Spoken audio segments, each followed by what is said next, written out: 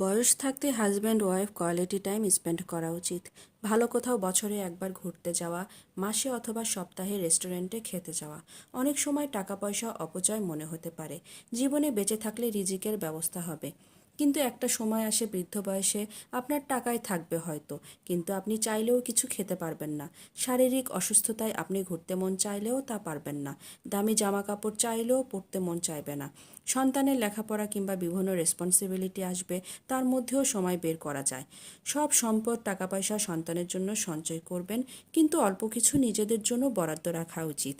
দিন শেষে আপনার বাচ্চাদের আলাদা লাইফ হবে, সে তার লাইফে এনজয় করবে। তখন খারাপ লাগবে, তখন মেয়ে মেয়ে জামাই, ছেলে ছেলের বউ ঘুরতে গেলে, রেস্টুরেন্টে গেলে আফসোস হবে না। তাদের এনজয়মেন্ট তখন ভালো লাগবে, তারাও সম্মান করবে।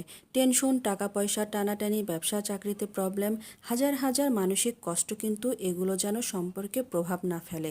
জীবনের এই ছোট ছোট এনজয়মেন্টের জন্য আপনার মন মানসিকতা উদার হবে। সবাইকে নিয়ে ভালো থাকতে পারবেন।